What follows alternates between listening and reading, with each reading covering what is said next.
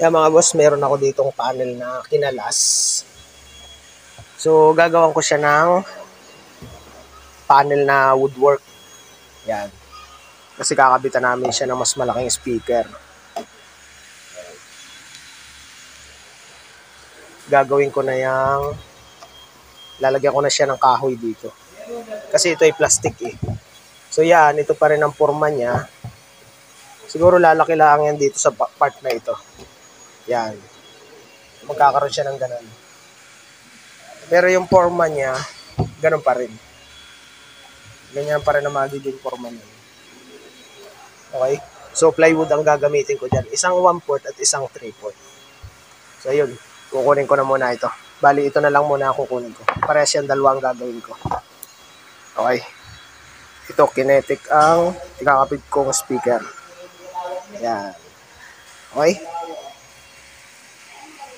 Yan. Okay, ganito naman ang ginawa ko mga boss. Sumukat ako yung para dito sa base. Yan. Ito kasi susundin ko itong makapal na to. Yan. Gumamit lang ako ng manipis na plywood. Tapos, yan na yung pinaka-base. Yan. Kinuha ko na rin yung mga butas niya. Yan kasi yung tapatan ng tornilyuhan doon sa panel. Yan.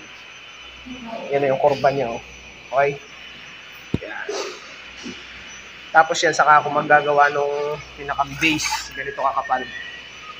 Susukat na ako yan. Okay? Yan. Yung isa susukat ko na rin dito. Ayan.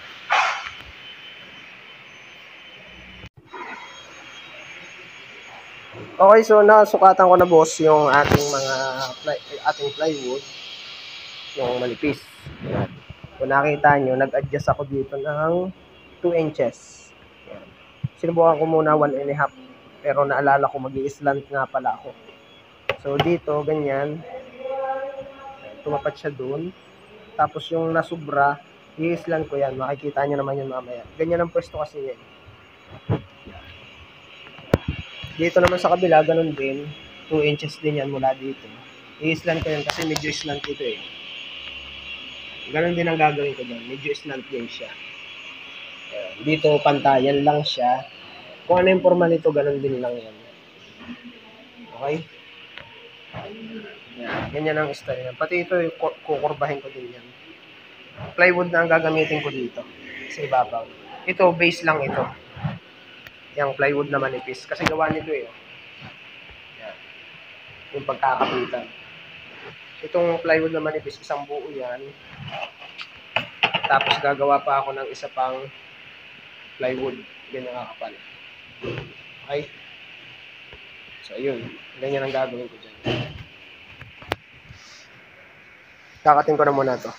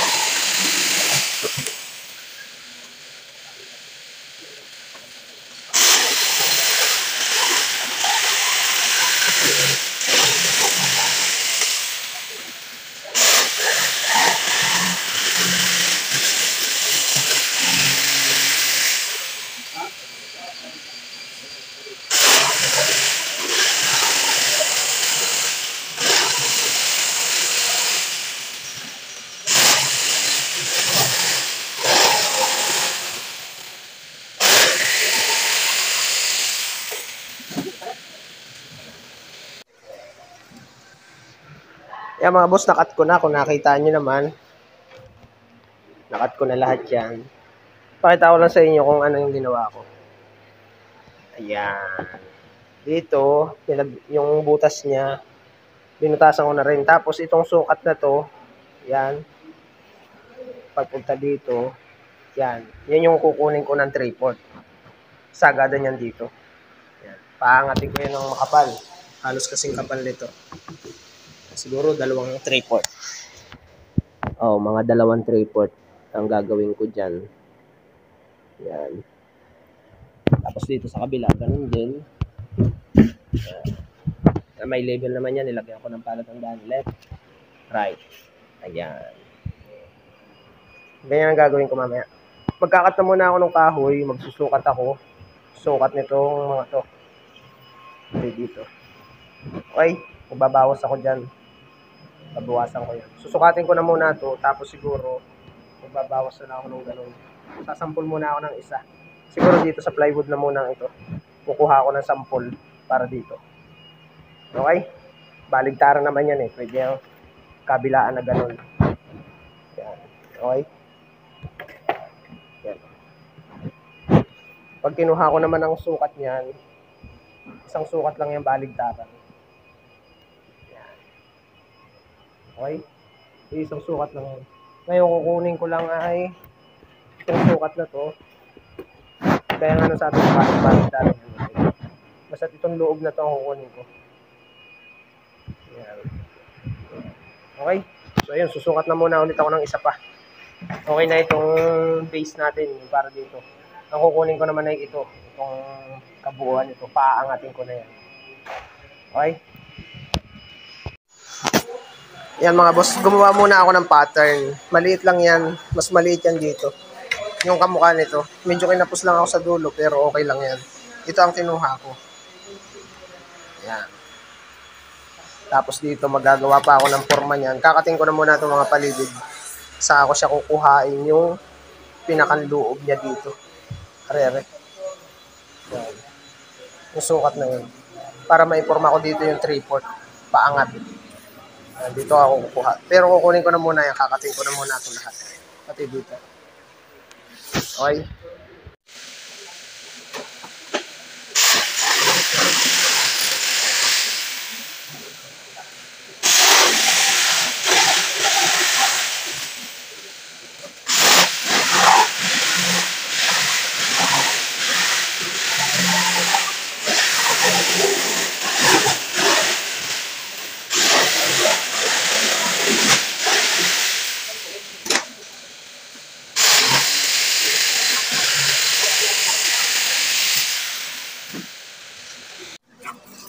Yan mga boss. Nakat ko na yung pinakang pattern ko. Ayan. Ito na yung sa pangloob. Kung nakita nyo naman kanina. Ayan. Yan na yung forma niya. Ito na yung nakat ko doon sa pinakang loob niya. Ayan, kung makikita nyo. Ganito ang design yan eh. Ayan. Yung may labi.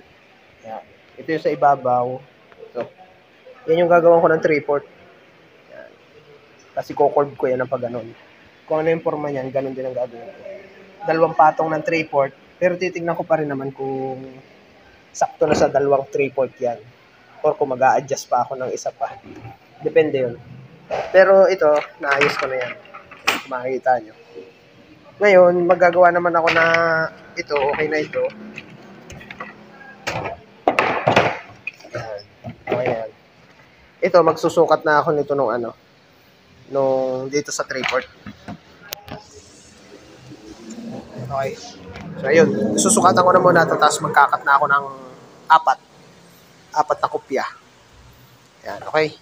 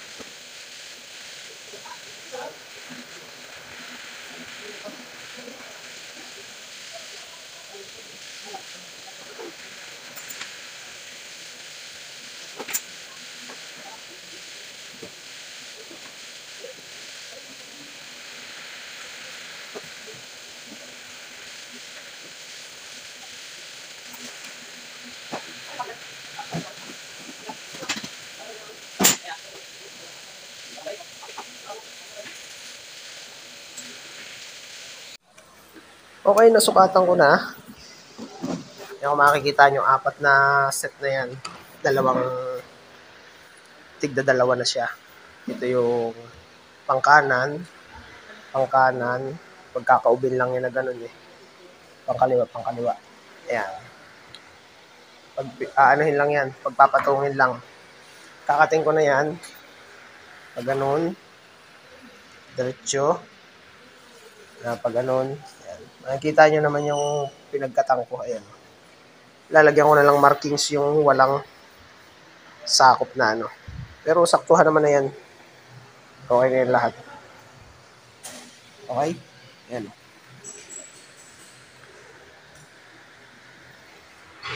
Yan talaga yan. Mamaya ko nalalagyan ng butas yan. Susubukan ko muna. Kakating ko na muna pala.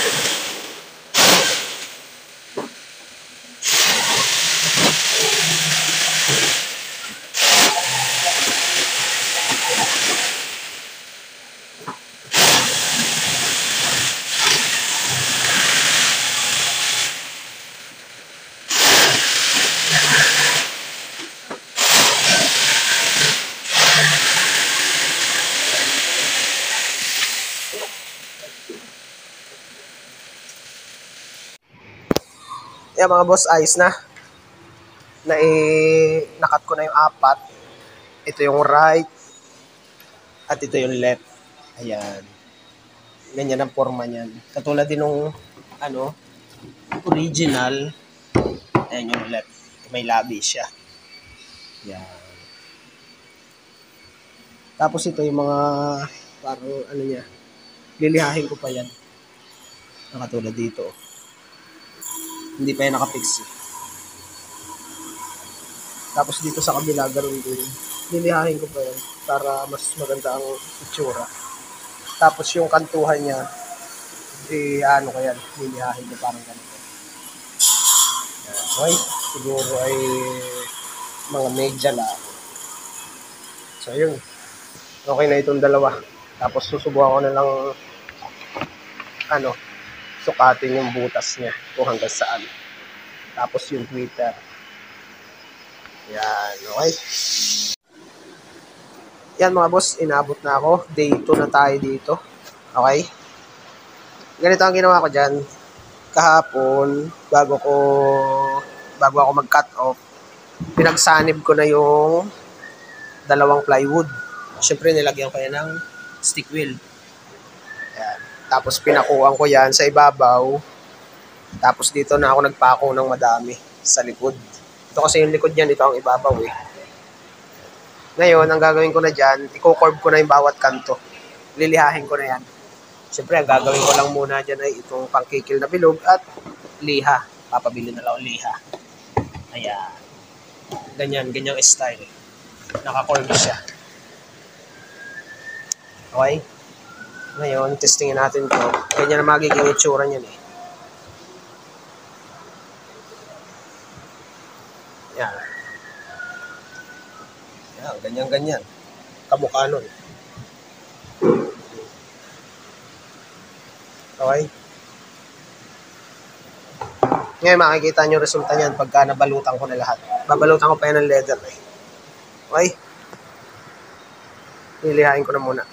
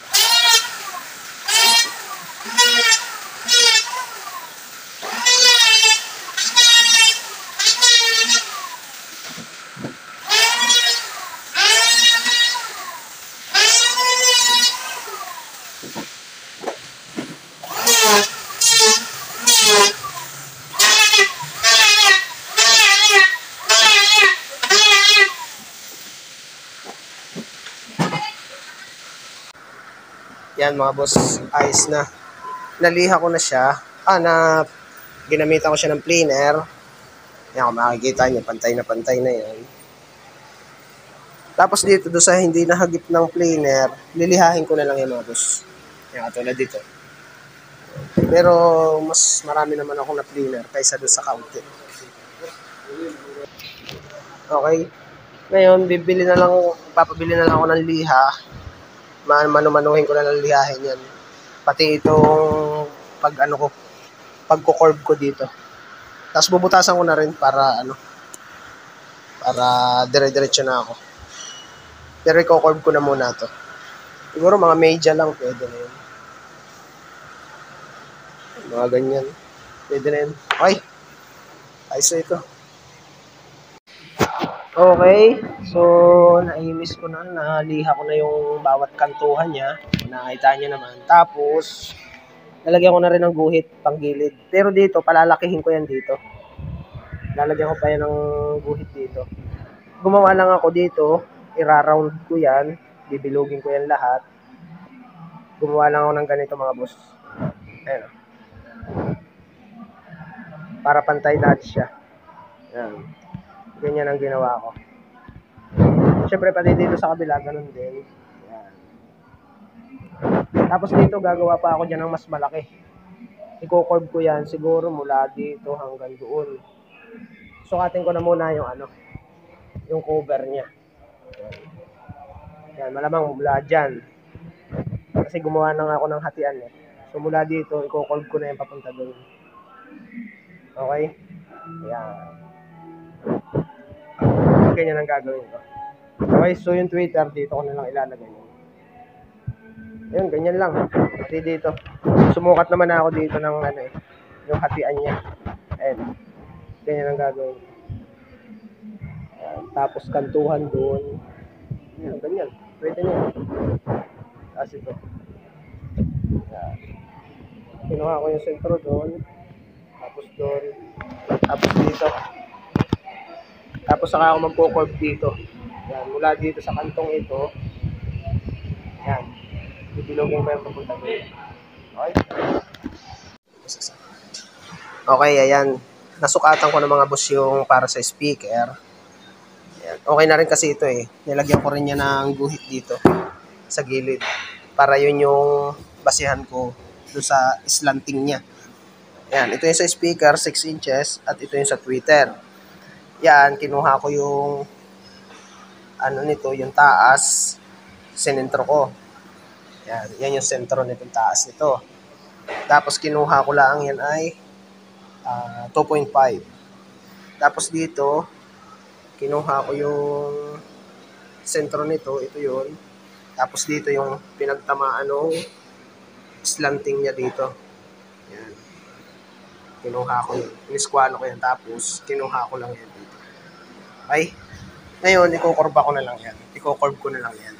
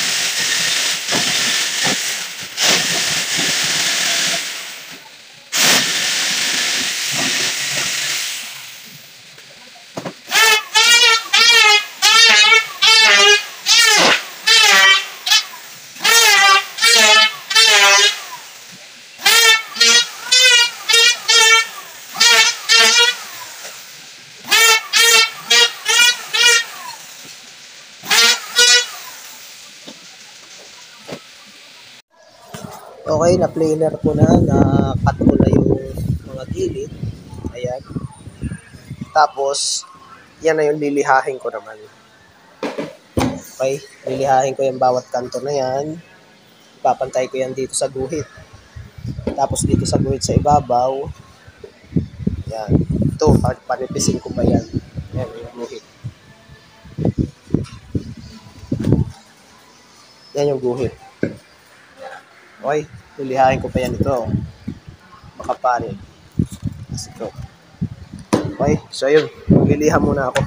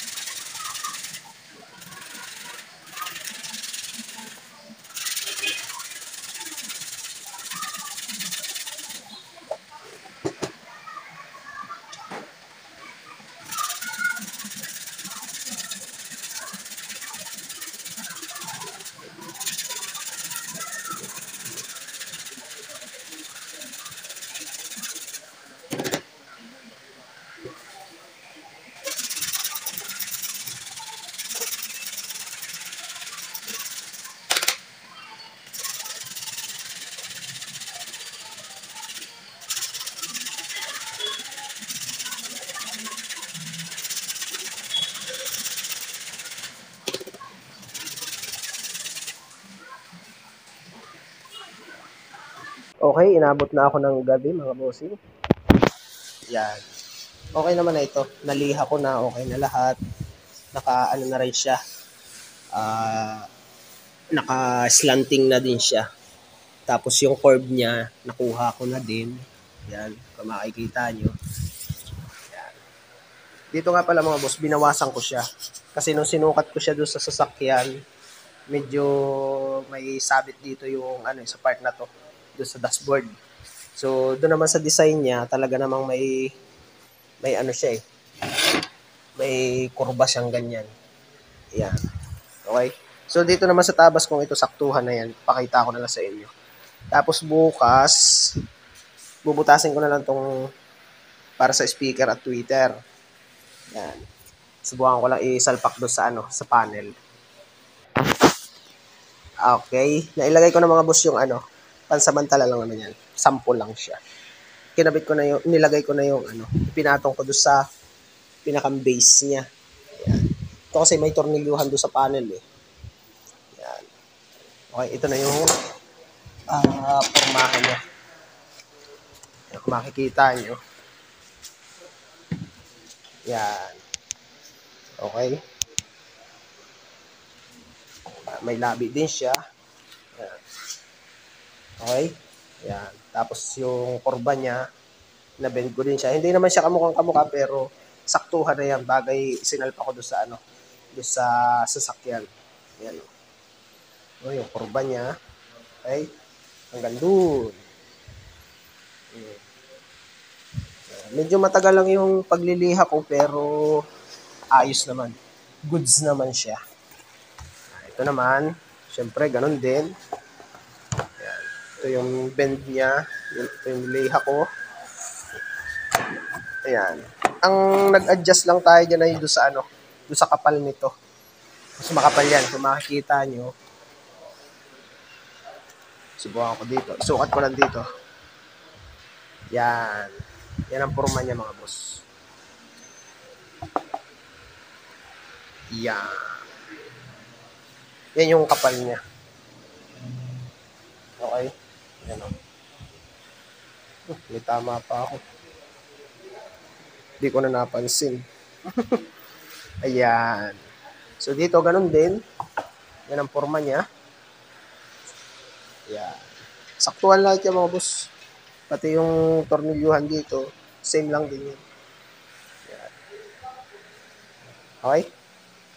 So yun, bukas, bubutasin ko na lang to tapos ay isasalpa ko na yung pinakang susukatin ko yung speaker, tapos babalutan ko na lang yan. Hindi ko pa alam kung siguro itim na lang din na leather ang ikababalot ko. Para same lang din siya. Kasi ang base niya, kulay gray kung nakakita nyo naman. Yeah. Okay? So, bukas na ulit. Bubutasin ko na lang to. Tapos ay balutan na.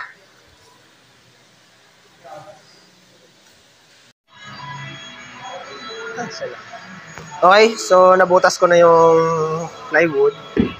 Ayan yung kahoy. Ayan, ganyan ang itsura niya mga boss. Okay. So ito, Twitter. Okay na rin yan. Tapos yung isa binubutas ko pa. Ayan, ganyan ang ginawa ko. Ayan, tapos lalagariin ko na lang yan. Tapos ito, para kuminis yung loob niya, niliha ko na lang siya. Ayan. Okay, hindi ko na pinakita kung paano ko niliha, pero basta niliha ko yan. Tapos ito, lalagarin ko na lang yan. Tapos yan, okay na rin. Naisukat ko na rin yung speaker niyan, okay na. Ganito ang itsura niya mga boss.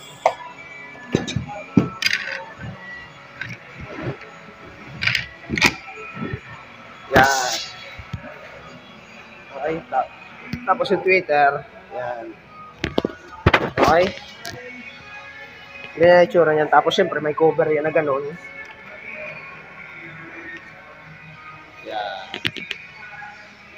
Okay, so lalagarin ko na ulit yun. Para matapos na ako dito, tapos babalutan ko na lang.